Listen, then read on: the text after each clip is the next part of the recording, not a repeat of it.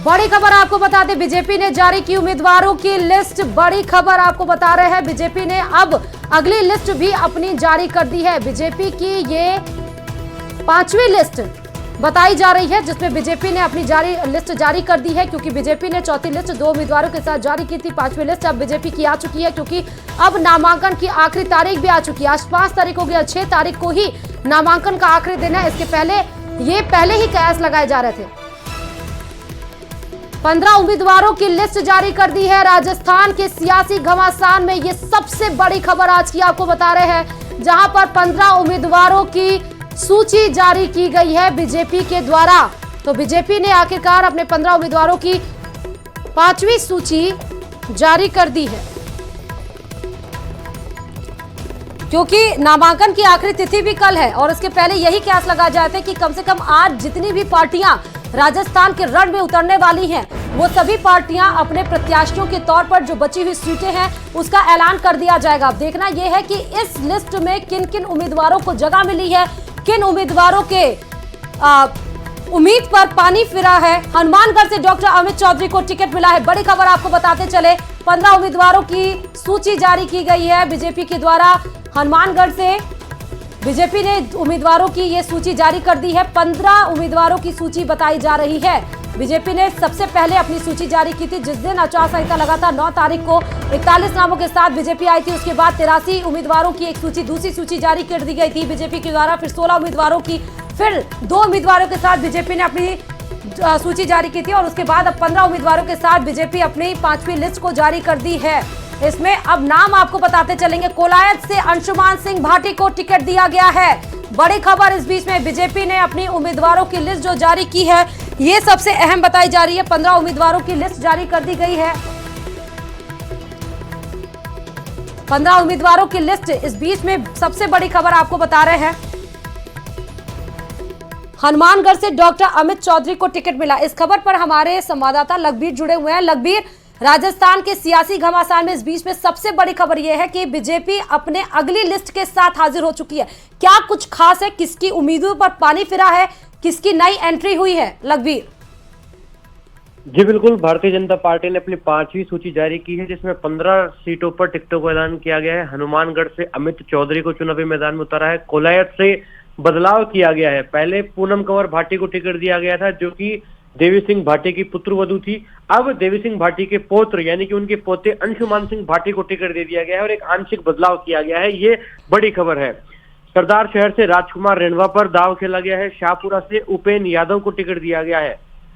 इस प्रकार की चर्चाएं थी कि राव राजेंद्र सिंह शाहपुरा, जो लगातार वहां से चुनाव लड़ते हैं भारतीय जनता पार्टी से, उन्हें टिकट दी जाएगी या नहीं दी जाएगी। लेकिन बीजेपी ने यादव कार्ड खेलते हुए बेरोजगार नेता उपेन यादव को चुनावी मैदान में उतारा है। सिविल लाइन से ब्राह्मण कार्ड खेला है और पत्रकार रहे गोपाल शर्मा को चुनावी मैदान में उतारा है। डॉक्टर अरुण चतुर्वेदी, जो कि पिछली सरकार में मंत्री थे, भारतीय जनता पार्टी के प्रदेश अध्यक्ष रहे हैं, उनका टिकट काट दिया गया है और गोपाल शर्मा को चुनावी मैदान में उतारा है। किशनगढ़ विधानसभा क्षेत्र जो जयपुर परकोटे में है, वहां से चंद्रमोहन बटवाड़ा को टिकट दिया गया है। आदर्श नगर से रवि नैयर को टिकट दिया गया है। बीजेपी के पूर्व प्रदेश अध्यक्ष अशोक परनामी का टिकट यहां से काट दिया गया है। भरतपुर से विजय बंसल को चुनावी मैदान में उतारा गया है। राजाखेड़ा से नीरजा अशोक शर्मा को चुनावी मैदान में उतारा गया है और मसूदा से अभिषेक सिंह। लगातार चर्चाएं थी कि भंवर सिंह पलाड़ा का क्या होगा, उन्हें बीजेपी ज्वाइन करवाई जाएगी या नहीं, या फिर उनके बेटे शिवराज सिंह पलाड़ा को टिकट मिलेगी या नहीं मिलेगी। इसी बीच नया नाम सामने आया है और अभिषेक सिंह को चुनावी मैदान में उतारा गया है। जोधपुर जिले की शेरगढ़ विधानसभा सीट पर सभी की निगाहें थी कि बाबू सिंह राठौड़ को टिकट मिलेगा या नहीं, क्योंकि लगातार गजेंद्र सिंह शेखावत से उनकी अदावत देखी जाती है। लेकिन इन तमाम पहलुओं के बीच शेरगढ़ में फिर एक बार बाबू सिंह राठौड़ पर विश्वास जताया गया है और उन्हें बीजेपी ने अपना अधिकृत प्रत्याशी घोषित किया है। चित्तौड़गढ़ जिले की मावली विधानसभा सीट पर केजी पालीवाल को चुनावी मैदान में उतारा है। मौजूदा विधायक धर्मनारायण जोशी का टिकट काट दिया गया है और केजी पालीवाल पर दाव खेला गया है। वहीं पीपलदा की अगर बात की जाए तो कोटा जिले की पीपलदा सीट पर प्रेमचंद गोचर पर पार्टी ने दाव खेला है और कोटा उत्तर पर प्रहलाद गुंजल पर भरोसा जताया गया है। प्रहलाद गुंजल वो नाम जिनकी अदावत रही है ओम बिरला से, जो कि लोकसभा के अध्यक्ष हैं, लेकिन बीते दिनों दोनों नेताओं के बीच सुलह हुई और सुलह का ही कारण रहा है कि प्रहलाद गुंजल को कोटा उत्तर से चुनावी मैदान में उतारा गया। वहीं 12 अटरू की बात की जाए तो बीजेपी ने एससी रिजर्व सीट 12 अटरू पर राधेश्याम बेरवा को चुनावी मैदान में उतारा है। ये काफी रोचक लिस्ट है श्रुति, क्योंकि कई मौजूदा प्रत्याशियों के, विधायकों के टिकट काटे गए हैं, कई बदलाव किए गए हैं, युवाओं को मौका दिया गया है। कोलायत वो सीट है जहां पर देवी सिंह भाटी के बीजेपी में आने के बाद लगातार चर्चाएं थी कि आखिरकार होगा क्या। बीजेपी ने आंशिक बदलाव भी किया। देखिए, पहले टिकट दी गई थी पूनम कंवर भाटी जो कि अंशुमान की मां है, लेकिन अब एन मोमेंट पर उनका टिकट काटकर अंशुमान सिंह को दिया गया।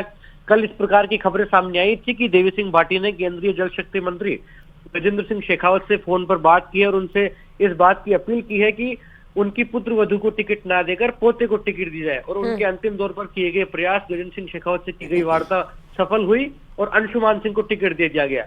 लेकिन अब बीजेपी के सामने संकट इस बात को लेकर भी है, क्योंकि कई ऐसी विधानसभा सीटें हैं जहां पर बीजेपी के अधिकृत प्रत्याशी का विरोध हो रहा है। तो क्या वहां पर बदलाव किया जाएगा? क्योंकि चित्तौड़ विधानसभा सीट वो सीट है जहां पर चंद्रभान सिंह आकियाल लगातार मुखर हो रहे हैं और उनको जन समर्थन भी हासिल हो रहा है।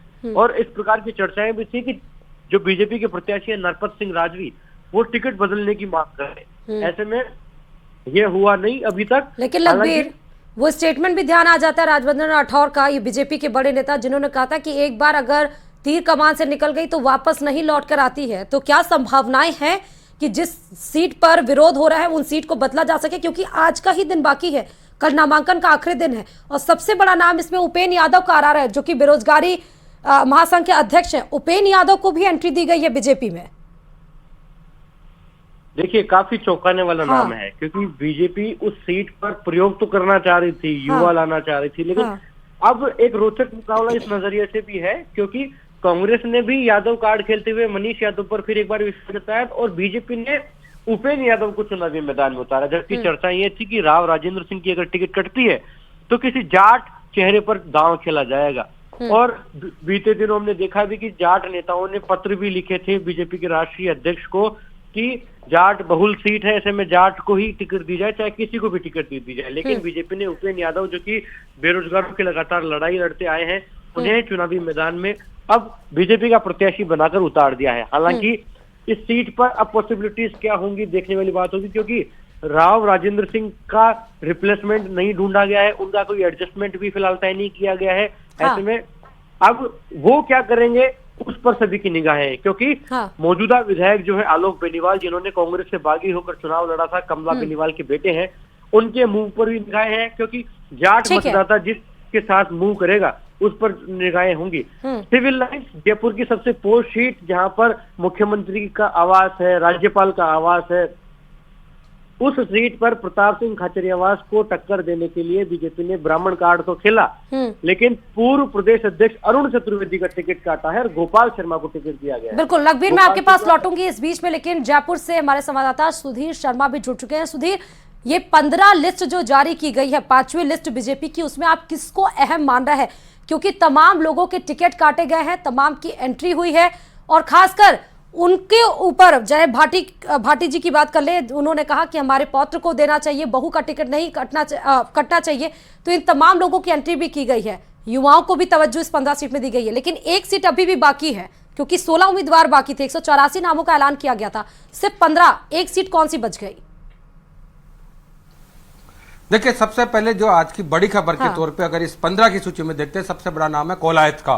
कोलायत से पूनम कंवर का नाम घोषित कर दिया गया था, वहां बदलकर अंशुमान सिंह भाटी को दी गई है। यानी जो लगभग 11,000 वोटों से पिछली बार वो हार गई थी, लेकिन इस बार उनको टिकट दी गई और वापस काट ली गई है। दूसरा सबसे बड़ा नाम आता है सरदार शेर से राजकुमार रिणवा।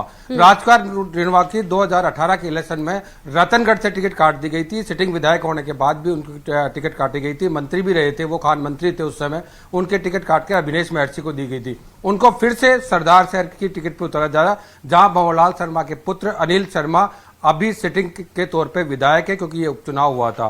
दूसरा सबसे बड़ा नाम आता है उपेंद्र यादव का, कि जो छात्र राजनीति के बाद की जो स्थिति होती है, यानी कि जो कर्मचारी बनने के कतार में जो बेरोजगार रहते हैं, उनके लड़ाई लड़ने वाले थे, उनको इस बार टिकट दी गई है और शाहपुरा से मैदान में उतारा गया है। हालांकि शाहपुरा से अभी कांग्रेस ने भी टिकट का डिक्लेरेशन नहीं किया है। इसी तरह सिविल लाइंस में गोपाल शर्मा या हमने जो पत्रकारिता से जुड़ा हुआ है, लंबे समय से ये प्रयासरत थे कि हवा महल या कहीं से, क्योंकि पिछले 2-3 चुनावों से हम देख रहे थे लगातार उनका नाम आ रहा था और इस बार आखिरकार वो टिकट पाने में कामयाब हो गए गोपाल शर्मा। किशन पॉल सबसे इंपॉर्टेंट इसलिए लग रहा था कि ज्योति खंडेलवाल आई है और ज्योति खंडेलवाल को सिविल लाइन से टिकट दिया जाएगा या फिर किशन पॉल से टिकट दिया जाएगा। इन दोनों जगहों से उनकी टिकट नहीं दी गई है। किशन पॉल से चंद्रमोहन बटवाड़ा को टिकट दी गई है, यानी वैश्य वर्ग में ही गई है ये टिकट, लेकिन ज्योति खंडेलवाल के खाते में नहीं आई। आदर्श नगर रवि नैयर एक सामाजिक कार्यकर्ता के तौर पर जाने जाते हैं, बहुत आदर्श नगर क्षेत्र में रहते हैं। ये टक्कर आदर्श नगर की है। कुछ देर पहले मेरे साथी अरबाज इस बात पर हमारे से चर्चा कर रहे थे कि अगर रवि नैयर को अगर टिकट दी जाएगी तो निश्चित रूप से मुकाबला तगड़ा होगा। आपने आदर्श नगर में भी पूरा चुनावी जो अपना प्रोग्राम था वो कवर किया है, किस तरह से अब इसका मुकाबला देख रहे हैं? देखिए, बहुत साफ छवि वाले हैं। अगर देखा जाए सोशल वर्क के मामले में रवि नैयर रफीक खान को, जो कि कांग्रेस की सबसे सुरक्षित सीट मानी जाती है, मतलब बहुत लंबे अरसे से काम किया है रवि नैयर ने इस पूरे इलाके के अंदर, जिसका काफी इम्पैक्ट है ग्रास रूट लेवल पर। आप देखिए किशन पोल में अमीन कागजी के सामने सीट क्लियर हो गई। एक ग्रास रूट लेवल वर्कर जैसे हवा महल में कांग्रेस ने आर तिवारी को दिया, वैसे ही इसका काउंटर किया बीजेपी ने। और सुधीर, मैं आपके पास लौटूंगी, लेकिन सौरभ भी इस बीच में हमारे साथ जुड़ गए हैं। सौरभ, कई नाम ऐसे हैं जो चौंकाने वाले हैं। 15 लिस्ट में तमाम उन एंगल्स और क्रोनोलॉजी का इस्तेमाल बीजेपी के द्वारा किया गया है।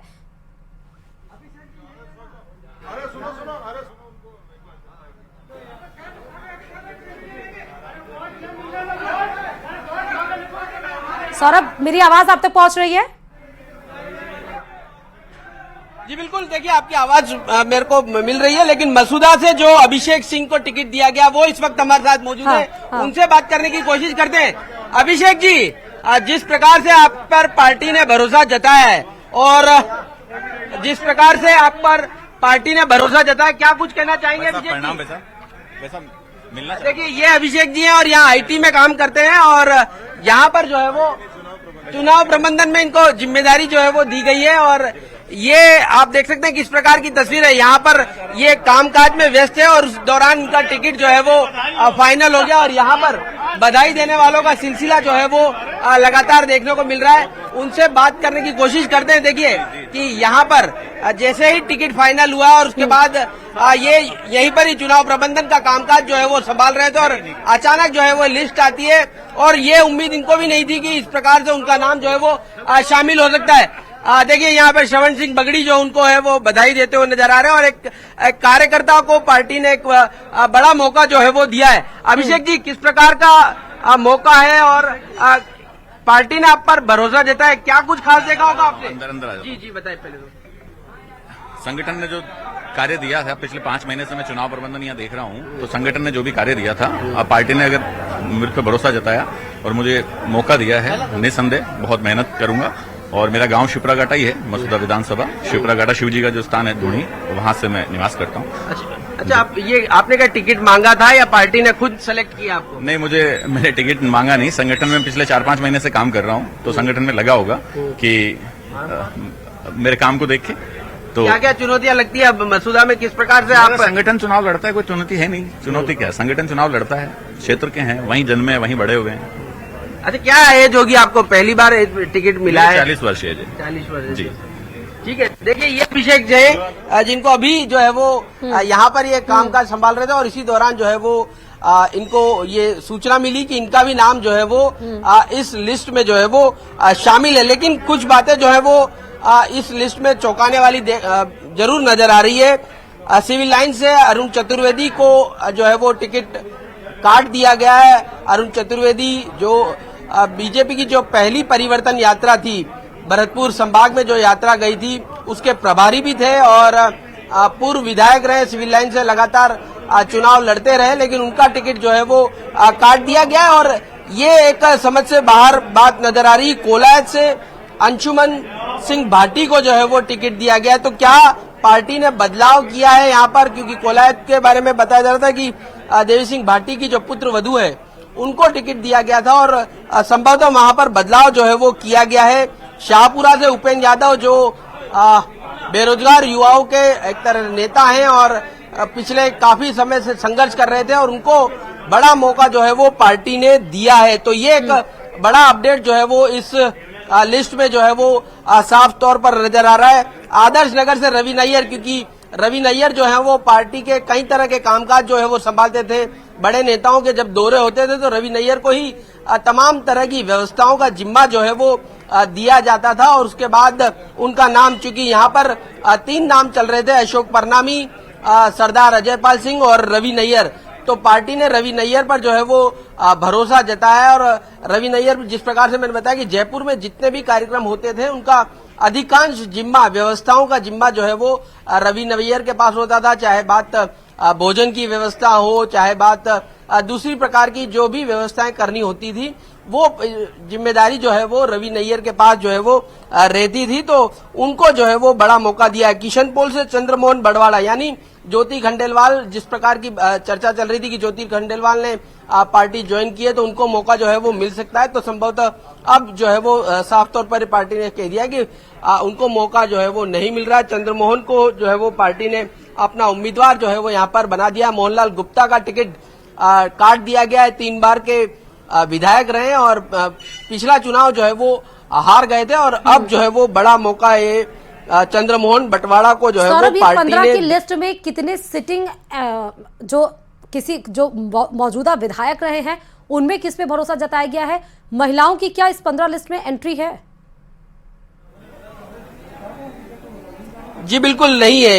इसमें एक भी महिला जो है वो उनका नाम जो है वो नहीं है। लेकिन 2 बड़े बदलाव देखिए, 16 नाम आने थे, 16 की लिस्ट जो है वो आनी थी, उसमें से 15 नाम ये आए हैं। लेकिन 15 में भी एक नाम जो ऐसा है जिसमें बदलाव जो है वो संभवतः पार्टी करती हुई नजर आ रही है। कोलायत से अंशुमान सिंह भाटी को जो है वो पार्टी ने मौका दिया और वहां से पूनम कंवर जो देवी सिंह भाटी की पुत्र वधू थी, तो उनको संभवतः ये मौका जो है वो पार्टी ने, देवी सिंह भाटी के पोते हैं, ये बड़ी सामने निकल कर आई है। ये अंशुमान सिंह भाटी जो है वो देवी सिंह भाटी के पोते हैं, यानी सौरभ एक पुत्र वधू की जगह पोते को बीजेपी ने होल्ड कर दिया, क्योंकि 184 उम्मीदवारों की पहले ही सूची जारी कर दी गई थी। 16 उम्मीदवार थे, 15 अभी बताया है। एक सीट कौन सी है वो जो होल्ड कर दी गई है बीजेपी के द्वारा? देखिए, संभवतः रायसिंह नगर की जो है वो अभी तक घोषणा नहीं हुई है। इससे ये पता चलता है कि रायसिंह नगर की एक सीट है, उस पर घोषणा जो है वो नहीं हुई। लेकिन 2-3 बातें रोचक इसमें जो ये देखने वाली बात यह है कि भरतपुर से विजय बंसल को ही टिकट मिला है। विजय बंसल जो है वो पूर्व मुख्यमंत्री वसुंधरा राजे खेमे के माने जाते हैं और उनको ही जो है वो टिकट मिला है। विजय बंसल को संभवतः पार्टी से वो निष्कासित जो है वो चल रहे थे, लेकिन उनको जो है वो टिकट दे दिया गया। राजा खेरा से नीरजा अशोक शर्मा को टिकट दिया है। नीरजा अशोक शर्मा संभवतः हाल ही में पार्टी जो है वो ज्वाइन की थी और उनको जो है वो मौका यहाँ पर दिया गया है। प्रहलाद गुंजल ने कल ही नामांकन जो है वो भर दिया था। अब वो चूंकि ओम बिरला से लगातार संपर्क कर रहे थे, पिछले 2 दिनों से वे दिल्ली में थे और कल टिकटों की घोषणा होने से पहले ही उन्होंने नामांकन जो है वो कर दिया था। और शेरगढ़ से जो बाबू सिंह राठौड़, वो भी कल नामांकन करने जा रहे थे। लेकिन अब जो है वो लिस्ट जारी हुई है, तो संभवतः अब किसी प्रकार से निर्दलीय और बागी होने की बात जो है वो अब किसी प्रकार से सामने आती हुई नजर नहीं आएगी। लेकिन सौरभ, ऐसी इन सीटों में से 15 नामों में से कौन कौन सी ऐसी सीट है जहां पर बगावती सुर अब देखने को मिल सकते हैं? देखिए, देखना होगा आदर्श नगर में क्या होता है। आदर्श नगर में अशोक परनामी क्या पार्टी के खिलाफ जाते हैं या फिर रवि नैयर को समर्थन देते हुए पार्टी को जिताने में लगते हैं, ये देखने वाली बात होगी। साथ ही किशनपोल में मोहनलाल गुप्ता का रुख क्या होता है, ये देखने वाली बात होगी। 1 मिनट आपको रोक रही हूँ, एक बहुत अहम सवाल। कांग्रेस ने सिविल लाइन से प्रताप सिंह खाचरियावास को उतारा है, बीजेपी ने गोपाल शर्मा को उतारा है। दोनों में काफी ज्यादा कांटे की टक्कर है। कौन आपको मजबूत दावेदार लग रहा है? देखिए, ये तो चुनाव में जब दोनों ही उतरेंगे और उसके बाद जनता क्या फैसला करेगी उस पर जो है वो तय होता है। लेकिन गोपाल शर्मा वरिष्ठ पत्रकार रहे हैं, एक महानगर टाइम्स जो है वो अखबार चलाते हैं और जब कह सकते हैं बाबरी मस्जिद का जब केस हुआ था तब भी उनकी सक्रिय पत्रकारिता में वो थे और उनके बड़े नेताओं से लगातार अच्छे संपर्क जो है वो रहे हैं गोपाल शर्मा। सांसद का भी जो है वो टिकट पहले मांग रहे थे, सांगानेर से भी उनकी दावेदारी चल रही थी और ऐसा अंदाजा नहीं था। देखिए, चर्चाएं जरूर चल रही थी कि सिविल लाइन से पार्टी जो है वो कुछ बदलाव कर रही है और कर सकती है, लेकिन गोपाल शर्मा को टिकट दे दिया जाएगा ऐसी संभावनाएं नहीं है। अब देखना होगा किस प्रकार का मुकाबला होता है। ये माना जाता है कि सिविल लाइन सीट से जो है वो ब्राह्मण समाज के जो है वो लोग ज्यादा आते हैं, इसलिए आज से ये बदलाव जो है वो किया गया है। लेकिन देखना होगा किस प्रकार की टक्कर, क्योंकि प्रताप सिंह खचरियावास भी जो है वो अच्छे खासे वोटों से पिछला चुनाव जीते थे और लगातार अपने क्षेत्र में सक्रिय रहे। अब पार्टी ने गोपाल शर्मा को टिकट दिया है, तो किस प्रकार का मुकाबला होगा ये देखने वाली बात होगी। लेकिन गोपाल शर्मा जो है वो काफी समय से जो है वो कोशिशों में लौटूंगी, लेकिन सुधीर भी हमारे साथ जयपुर से जुड़े हुए हैं। सुधीर, 15 नामों में एक महिला को भी एंट्री कराई गई है और अगर सबसे बड़ी बात यहाँ पर यह है कि सिविल लाइंस में प्रताप सिंह खाचरियावास है और उधर गोपाल शर्मा है। समीकरण क्या बीजेपी ने इस जो 15 उम्मीदवारों की लिस्ट जारी की है उसमें सारे समीकरण को साधते हुए इस बार 15 लिस्ट की इन उम्मीदवारों की सूची जारी की गई है, मान सकते हैं? देखिए, अभी तक जो एनालिसिस कर पाए हैं उसके अनुसार अब आमने सामने की एक तस्वीर है मोटे तौर पर वो साफ होने लग गई है। जिस तरह से अभी सौरभ बता रहे थे कि कोलायत से पूनम भाटी का टिकट बल्कि उन्हीं की बेटे को दिया गया है, अंशुमान सिंह भाटी को। तो एक ये दिलचस्प बात होगी, उसी परिवार को ये टिकट दिया गया है क्योंकि देवी सिंह भाटी एक कद्दावर नेता के तौर पर बीजेपी में रहे थे, फिर बाहर आ गए थे, फिर उन्होंने अलग पार्टी भी बनाई थी, पहले सामाजिक आंदोलन से जुड़ी एक पार्टी भी बनाई थी और उसके बाद वापस बीजेपी ज्वाइन करी और उनके पोते को ये टिकट दी गई है। दूसरा सरदार सर का, जैसा मैंने कुछ देर पहले आपको जिक्र किया था। लेकिन अब मोटे तौर पर अगर इनके आमने सामने की बात कर लें कि इनके आमने सामने कौन है, कांग्रेस और बीजेपी की, सरदार शहर में राजकुमार इनवा के सामने, अब क्योंकि वो बीजेपी से है तो अनिल शर्मा उनके सामने होंगे, वो कांग्रेस के कैंडिडेट है। शाहपुरा में जो है दोनों ही पद, शाहपुरा के दोनों ही जो प्रत्याशी है, बाबूलाल मेरे सहयोगी वो भी मेरे साथ जुड़ेंगे।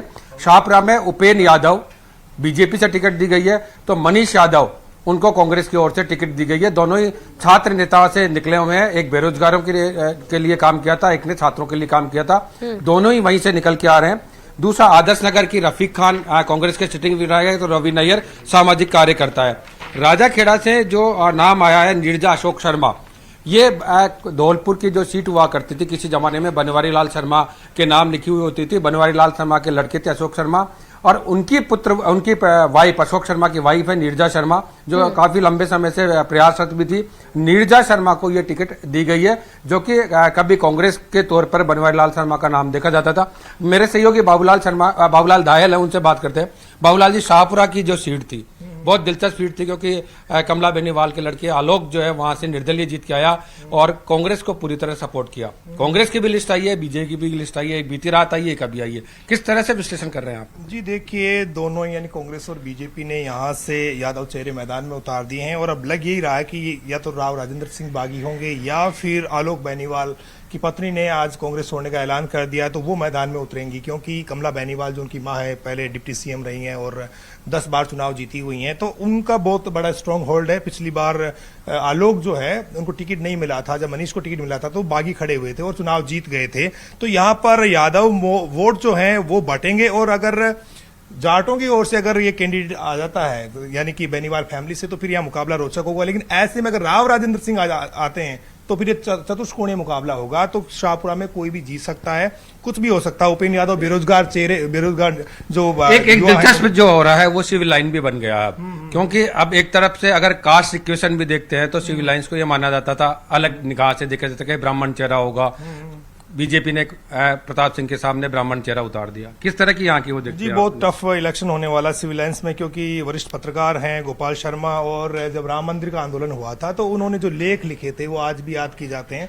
वो भैरव सिंह शेखावत के बहुत नजदीकी रहे, संघ में उनकी भूमिका वर्षों से लोग जानते हैं, कई किताबें उन्होंने लिखी है राम मंदिर आंदोलन को लेकर। तो ये संघ का टिकट है। पहले उनकी दावेदारी जो है बताया जा रहा है कि वो सांगानेर से थी, लेकिन जब उधर टिकट हो गया तो अब उनको इधर शिफ्ट किया गया है। तो कुल मिलाकर के निराश नहीं किया, जो लोग बरसों से काम कर रहे थे, संघ से जुड़े हुए थे, उनको इस लिस्ट में जगह दी गई है। अमित चौधरी जो हैं डॉक्टर राम प्रताप के बेटे हैं, तो उनको टिकट मिल गया है। पहले वसुंधरा सरकार में ये मंत्री भी थे। अंशुमन भाटी तीसरी पीढ़ी आ गई भाटी एक बात यहाँ अंशुमान भाटी के बारे में बात करना चाहूंगा। पूनम भाटी ने अपना नामांकन भी दाखिल कर दिया गया था। ऐसी क्या परिस्थिति बनी, क्या मजबूरी आई कि पोते को टिकट दिलवाना पड़ा? और अब चूंकि 7 तारीख को तक नाम वापस ले सकेंगे, 9 तारीख को नाम वापस ले सकेंगे, तो 9 तारीख को नाम वापस हो जाएगा। क्या परिस्थितियां बनी होगी? परिस्थितियां युवाओं को आगे लाने की है कि युवाओं को आगे रखेंगे तो उनकी जीत की संभावना ज्यादा बढ़ जाएंगी, क्योंकि उनके सामने जो चुनाव लड़ रहे हैं, भाटी साहब मंत्री वर्तमान में 2 चुनाव लगातार जीत चुके हैं और खुद देवी सिंह भाटी उनके सामने हारे, पुत्रवधू भी हारी। तो अब जो है पोते में भविष्य देखा जा रहा है भाटी खानदान का, और उनको ये लगता है कि ये एनर्जेटिक है, युवा है और यूथ कनेक्ट। थोड़ी हाड़ौती की बात कर लेते हैं। हाड़ौती से भी टिकट आए हैं। प्रहलाद गुंजल को फिर से विश्वास जताया गया। हालांकि कोटा उत्तर से विधायक के तौर पर वर्तमान में शांति धारीवाल आते हैं। शांति धारीवाल को अभी टिकट डिक्लेयर नहीं हुआ है। ऐसे में क्या परिस्थिति लगती है, क्योंकि प्रहलाद गुंजल पिछली बार भी शांति धारीवाल के हाथों हार का सामना करना पड़ा था। एक बार जीते भी हैं प्रहलाद गुंजल। 2013 का जो चुनाव था वो उन्होंने सीट से जीता। प्रहलाद गुंजल के सामने इस बार जो है बड़ी परेशानियां आ खड़ी हुई थी, लेकिन ओम बिरला के साथ में उनका पेचअप हुआ है, दोनों के गिले शिकवे दूर हुए हैं और तब कहीं जाकर ये टिकट आया है। और ये जो टिकट है ये अपने आप में बहुत महत्वपूर्ण है, क्योंकि इसी टिकट की वजह से प्रहलाद गुंजल को बिरला के घर पे जाना पड़ा, उनके साथ में बैठ करके बात करनी पड़ी, क्योंकि प्रहलाद गुंजल वसुंधरा कैंप से आते हैं और ओम बिरला का अपना एक कैंप हो गया है अब हाड़ौती में, क्योंकि अधिकांश जो टिकट हैं झालावाड़ और 12 जिले को छोड़कर बूंदी और कोटा के टिकट ओम बिरला की सहमति से तय हुए हैं। जैसे कि राधेश्याम बैरवा का जो टिकट, जो आप पीपलदा का टिकट देख रहे हैं, प्रेमचंद गोचर, ये जिला परिषद के सदस्य मात्र रहे लेकिन ओम बिरला के करीबी हैं, इसलिए इनको टिकट मिला। तो प्रहलाद गुंजल को जो वो सोच करके चलते थे कि नहीं मेरे लिए मैं कहीं जाऊंगा नहीं, मैं नीची गर्दन नहीं करूंगा और मैं ओम बिरला से जो है समझौता नहीं करूंगा, तो उनको भी 2 कदम पीछे खींचना पड़ा है, क्योंकि आपका पॉलिटिकल करियर जब दांव पे लगता है तो आपको समझौते करने ही पड़ते हैं। प्रहलाद गुंजल को भी समझौता करना पड़ा यहाँ पर, ओम बिरला के साथ में बैठ के बात करनी पड़ी। और इसी वजह से उन्होंने ऐसी कौन सी सीट है जब भी अभी वहां पर नामों का ऐलान नहीं किया गया है वर्सेस वहां पर अभी नहीं आ पाए हैं? देखिए हमारे एनालिसिस के मुकाबले बाड़मेर एक ऐसी चीज बची है, क्योंकि पहले 18 थी, 2 बीच में कर दी और 15 आज कर दी, तो 1 सीट बची है। तो बाड़मेर जो कांग्रेस के लगातार 3 बार 4 बार से विधायक चल रहे मेवाराम जेव, उनके सामने अभी तक बाड़मेर के टिकट का डिक्लेरेशन नहीं हुआ है। जी देखिए, पिछला चुनाव यहां से कर्नल सोनाराम ने लड़ा था बीजेपी की टिकट पर और प्रियंका चौधरी का टिकट काट दिया था। इस बार भी लगता यही कि प्रियंका चौधरी का पार्टी टिकट नहीं देने वाली, इसलिए उन्होंने नामांकन की रैली कर दी, निर्दलीय वो चुनाव लड़ने की तैयारी कर रही है। सहानुभूति उनके प्रति उमड़ रही है जनता की, क्योंकि जिस तरह से बाड़मेर में लोग उनके समर्थन में जुटे हैं, उससे ये लगता है कि इस बार मेवाराम जैन के सामने चुनौती बड़ी होगी। और कहा यह जा रहा था कि उनका टिकट इसलिए नहीं हो सकता कि वो सत्यपाल मलिक के बहुत नजदीकी बताई जाती हैं और सीबीआई की उनके यहाँ पे रेड भी हुई है, लेकिन वहां की जनता ने यह तय कर लिया कि मेवाराम जैन का अगर कोई मुकाबला कर सकता है तो प्रियंका कर सकती है। इसलिए आज जो है बिल्कुल, मैं सुधीर आपके पास लौटूंगी, लेकिन इस बीच में हम सौरभ की तरफ रुख कर लेते हैं, क्योंकि वो प्रत्याशियों से ही घिरे हुए हैं जहां पे सौरभ है, तो उनके रिएक्शंस भी सौरभ ले लीजिए कि टिकट उनको मिला है तो किस तरह की खुशी की लहर है और किस तरह वो जीत दर्ज करने की आप कवायद में जुट जाएंगे। देखिए, कई बार किस्मत जो है वो अलग तरह से खुलती है। हाँ। 12 अटरू में पार्टी ने सारिका को जो है वो टिकट दे दिया था, लेकिन टिकट में बदलाव हो गया है और टिकट में बदलाव हुआ और राधेश्याम बैरवा को जो है वो टिकट दिया है। राधेश्याम बैरवा इस वक्त बीजेपी कार्यालय में, और इनको आपको उम्मीद थी आपको ये टिकट मिल जाएगा? नहीं, मेरे को कोई उम्मीद नहीं थी। ये तो एक ईश्वर का आशीर्वाद है जो अचानक मतलब उनका प्रमाण पत्र की वजह से कैंसिल हुआ और पार्टी ने मेरे पे विश्वास किया।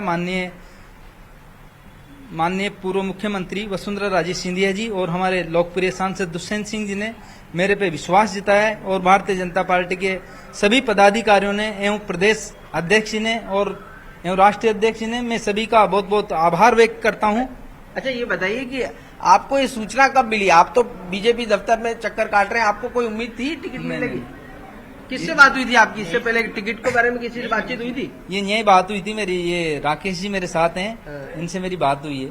नहीं, यहाँ पर पार्टी कार्यालय में पहले किसी ने मैसेज किया था कि आपको टिकट मिलने वाला है? नहीं, पहले मुझे कोई जानकारी, कोई टिकट मिली नहीं। अचानक पार्टी ने आपको टिकट दे दिया? हाँ। और सौरभ ये पूछिए कि क्या देखिए, ये किस आधार पर पार्टी ने टिकट दिया है, किस आधार पर पार्टी ने टिकट दिया है, ये तो पूछिए सवाल। देखिए क्योंकि देखिए बीजेपी इसका ऐसी कारण पार्टी ये है है कि क्योंकि सौरभ बीजेपी ऐसी पार्टी है जो बहुत सोच समझ के टिकट्स को अलॉट करती है, और इस बार जब राजस्थान के सियासी को बदलना है, सियासत को बदलना है, तो उनको तो पता ही, उनके रिएक्शन से ऐसे लग रहा है कि उनको तो कुछ भी अंदेशा नहीं था कि उनको टिकट मिल जाएगा। बिल्कुल बिल्कुल यही हुआ। मैंने जिस प्रकार से बताया कि 12 अटरू से पार्टी ने सारिका को पहले टिकट दे दिया था, लेकिन किसी प्रमाण पत्र, जाति प्रमाण पत्र का वो तैयार नहीं कर पाई। इस कारण से पार्टी संभवतः किसी फजीयत से बचना चाहती थी, इसलिए आखिरी वक्त में जो है वो राधेश्याम जी को, और राधेश्याम जी को आप देखिए किसी प्रकार से बिल्कुल सामान्य से व्यक्ति नजर आ रहे हैं। राधेश्याम जी, क्या आधार रहा आपको टिकट देने का?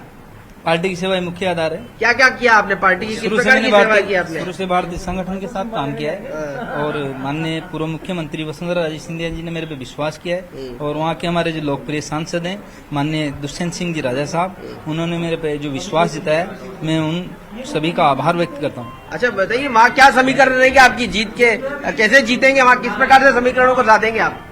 पार्टी की जीत निश्चित है, और पार्टी की जीत ही मेरी जीत है। वहाँ भारतीय जनता पार्टी की एक बहुत बड़ी पकड़ है, और भारतीय जनता पार्टी का गढ़ रहा है शुरू से ही। वहाँ हमेशा भारतीय जनता पार्टी प्लस रहती है। अच्छा, सारिका जी अब को हटा के आपको बनाया था, भीतरघात का किसी प्रकार की? नहीं, सभी लोगों को मेरे पे विश्वास है, और सारिका जी का भी मैंने पूरा समर्थन किया था, लेकिन कुछ टेक्निक प्रॉब्लम की वजह से क्या कारण रहा इसकी तो मुझे जानकारी नहीं है, लेकिन जो भी डिसीजन पार्टी ने किया मैं उनका आभार व्यक्त करता हूँ। बहुत बहुत शुभकामनाएं। तो देखिए एक ये जो बदलाव तो हुआ ही है, लेकिन एक और बड़ी खबर है, कुछ देर बाद बीजेपी में एक बड़ी ज्वाइनिंग होने जा रही है। कुछ देर बाद जो है वो बीजेपी में अगले माना जा सकता है कि 15-20 मिनट के अंदर बीजेपी में एक बड़ी ज्वाइनिंग होने जा रही है। और जो ज्वाइनिंग की चर्चा पहले दिल्ली में चल रही थी, दिल्ली में जो है वो नेता चक्कर काट रहे थे, वो ज्वाइनिंग जो है वो संभवतः अगले 15 मिनट बाद बीजेपी के जयपुर कार्यालय में जो है वो होने वाली है।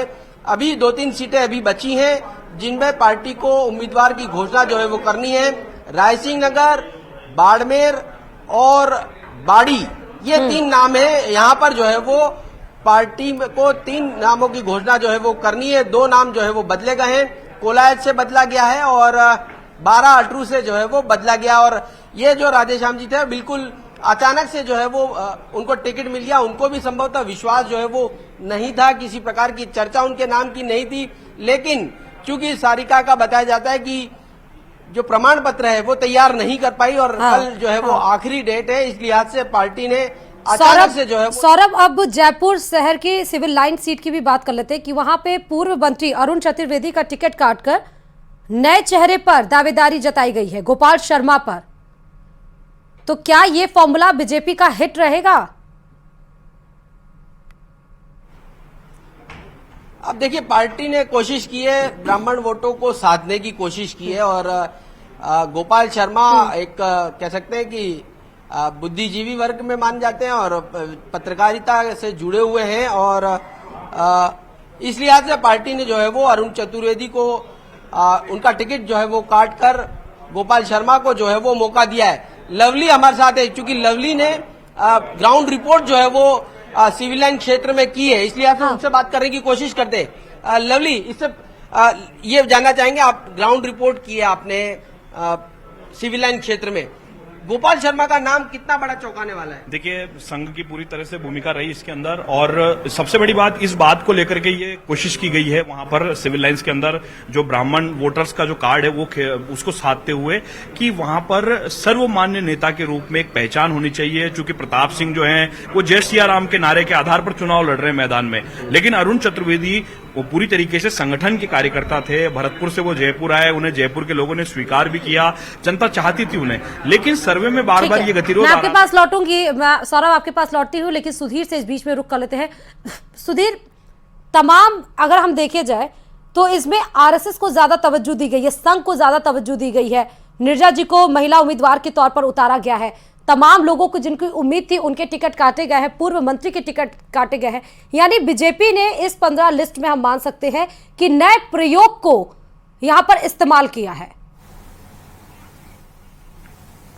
देखिए, ऐसा तो नहीं कह सकते कि नए प्रयोग को बहुत हद तक इस्तेमाल किया है, इस्तेमाल किया गया है। जिस तरह से आपने नीरजा अशोक शर्मा की बात करिए। नीरजा अशोक शर्मा का जो परिवार था, उनके ससुर थे बनवारी लाल शर्मा, वो धौलपुर से आते थे और धौलपुर में वो कांग्रेस की तरफ से विधायक होते थे। लेकिन जब उनका देहांत आया तो अशोक शर्मा को बीजेपी से भी टिकट मिली और वो हार गए थे चुनाव, और अब उनकी जो अशोक शर्मा की पत्नी है उनको ये टिकट दिया गया है। ऐसे बहुत सारे प्रयोग किए गए हैं। बाबू सिंह राठौड़ के सामने वर्तमान विधायक है, मेरे साथ बाबूलाल दायल जुड़े हुए थे, उनसे हम बात करेंगे क्योंकि बीच में रह गई थी।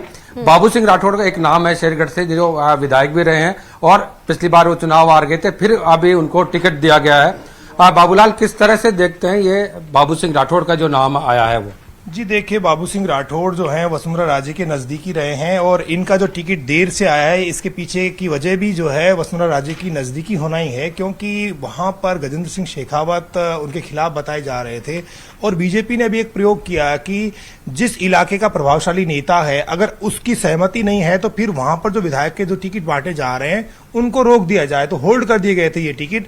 जब गजेंद्र सिंह शेखावत ने ओके कर दिया, यानी दोनों के बीच में नजदीकियां बढ़ाने की कोशिश हुई, पार्टी की ओर से मध्यस्थता कराई गई बड़े नेताओं की ओर से, जब दोनों के बीच के गिले शिकवे दूर हुए तब कहीं जाकर के गजेंद्र सिंह शेखावत ने ग्रीन सिग्नल दिया होगा, तब कहीं जाकर ये टिकट हुआ है। क्योंकि प्रहलाद गुंजल के टिकट में भी यही हुआ है और यही कहानी शेरगढ़ में बाबू सिंह राठौड़ के साथ भी हो रही थी, क्योंकि दोनों के बीच में अदावतें थी और बरसों से ज्यादा कोई उनको एक साथ देखा नहीं गया था, बोलचाल तक के रिश्ते नहीं बताए जा रहे थे, क्योंकि मंचों पर भी झगड़े हो गए थे। राजनाथ सिंह की सभा में उनको बोलने तक नहीं दिया गया था बाबू सिंह राठौड़ को और बहुत बड़ा विवाद खड़ा हो गया था। तब से माना जा रहा है कि वो जो झगड़ा है और ज्यादा बढ़ गया, उनके टिकट पर संकट आ सकता था, इसलिए इस संकट को ऐन वक्त पर पार्टी के नेताओं की मध्यस्थता के कारण टाला गया है, क्योंकि बाबू सिंह राठौड़ वहां पर विनिंग कैंडिडेट बताए जा रहे हैं। एक बड़ा सवाल देखते हैं, पहले सांसदों को टिकट गई, उसके बाद जितनी लिस्टें आई है उनमें आप किसके सबसे ज्यादा चली है बीजेपी के तौर पे, किस खेमे की ज्यादा चली? क्योंकि राजनीति में खेमों का अपना अलग महत्व भी होता है। ठीक है, वो पार्टी है, तमाम पार्टी की बातें भी की जाती है, लेकिन खेमों का बहुत बड़ा रोल होता है इसमें। पूरी जो अब तक की लिस्ट आई है, 1-2 सीट बाकी है, वो भी आ जाएंगी। क्या लगता है किस खेमे की क्या चली? क्या केंद्र की चली, क्या वसुंधरा राजे की चली, क्या संघ की चली, किसकी चली? किस तरह एनालिसिस करते हैं आप? ये जो लिस्ट है ये सबकी चली हुई बता रही कि किसी को निराश नहीं किया। वसुंधरा राजे के जो नजदीकी थे सबको तो इस बीच में सबसे बड़ी खबर आपको बता दें कि 197 सीटों पर बीजेपी क्लियर प्रत्याशियों को उतार चुकी है। बाड़मेर, पचपदरा, बाड़ी पर नामों का ऐलान अभी बाकी है। ये 3 सीटें हैं जिस पर बीजेपी को अभी नामों का ऐलान करना है, लेकिन 157 उम्मीदवारों के साथ अपनी सीटों का ऐलान बीजेपी कर चुकी है। बस अब 3 सीट ऐसी हैं जिस पर उम्मीदवारों के नाम बाकी हैं। तो बीजेपी आज अपने 5वीं सूची के साथ हाजिर हुई, जिसमें फिर से बता देते हैं कि बाड़मेर, पचपदरा और बाड़ी पर अभी ऐलान बाकी है। अटरू से सारिका सिंह का टिकट बदला गया है और ये 5वीं लिस्ट में, और अब राधे श्याम बैरवा को नया प्रत्याशी घोषित किया गया है। कोलायत से पूनम कांवर भाटी का टिकट बदलकर उनके ही बेटे को टिकट दिया गया है। बेटे अंशुमान सिंह भाटी को बनाया गया है प्रत्याशी, क्योंकि देवी सिंह भाटी मुलाकात करने के बाद ये टिकट को चेंज किया गया है। 197 टिकटों पर ऐलान किया गया है और 3 सीट अभी भी बाकी है। उन 3 सीट कौन सी बाकी है वो भी हमने आपको बताए। अभी बाड़मेर, पचपदरा और बाड़ी पर ऐलान बाकी है, क्योंकि 200 सीटों पर इस बार बीजेपी विधानसभा चुनाव के रण में उतरने वाली है। सिर्फ 3 सीटें और कौन से सीटों पर बदलाव भी किया गया वो भी हमने आपको बताया। लेकिन 197 के साथ आज बीजेपी अपने सीट उम्मीदवार को क्लियर कर चुकी है। आज ही बीजेपी ने 15 उम्मीदवारों की 5वीं सूची जारी की है, लेकिन अभी बाड़मेर और पचपदरा और बाड़ी पर कह सकते हैं नामों का ऐलान इसलिए नहीं बन पाया है क्योंकि यहां पर अभी बीजेपी के सामने एक टफ फाइट है, क्योंकि यहां पर अभी सहमति नहीं बन पाई है, इसलिए। और एक बार फिर से सुधीर की तरफ रुख कर लेते हैं। सुधीर, 197 सीटों के साथ बीजेपी बिल्कुल क्लियर और संतुष्ट है, लेकिन 3 सीटें अभी भी हैं जहां पर सहमति नहीं बन पाई है। क्यों ऐसा हो रहा है और कब तक इन 3 सीटों पर ऐलान हो सकता है? देखिए, बाड़ी एक ऐसी जगह है धौलपुर का जहां पर गिरिराज सिंह जो मलिंगा हैं वो चुनाव लड़ते आए थे कांग्रेस से। पहले बसपा से लड़े, फिर कांग्रेस से लड़े, और अब उन्होंने गिरिराज सिंह मलिंगा ने कांग्रेस का दामन छोड़कर अब बीजेपी का दामन थाम लिया है। तो एक तो बड़ी रूप से इसे दे सकते हैं, क्योंकि पिछली बार यहां से बीजेपी के जो प्रत्याशी थे वो जसवंत सिंह थे। तो जसवंत सिंह का इसी वजह से दोनों पार्टियों की अभी तक बाड़ी से भी कोई टिकट डिक्लेयर नहीं हुई है। मेरे सहयोगी क्योंकि लगातार बने हुए हैं, उनसे बात करते। बाड़ी, पचपदरा और बाड़मेर ऐसी सीटें हैं जहां पर अभी तक बीजेपी ने अपने प्रत्याशी घोषित नहीं किए। लंबे समय तक आपने कांग्रेस देखते थे, उससे पहले आप बीजेपी देखते थे। क्या लगता है बाड़ी में जिस तरह से बदलाव राजनीतिक रूप से देखे गए हैं, वहां के जो स्थानीय विधायक है वो छोड़ के दूसरी पार्टी में चले जाते हैं, बीजेपी में चले जाते हैं, तो यही कारण रहा अभी तक सहमति नहीं मिली टिकट पे, जिस तरह से ज्योति खंडेलवाल की किशनपोल बाजार के लिए मान रहे थे हम?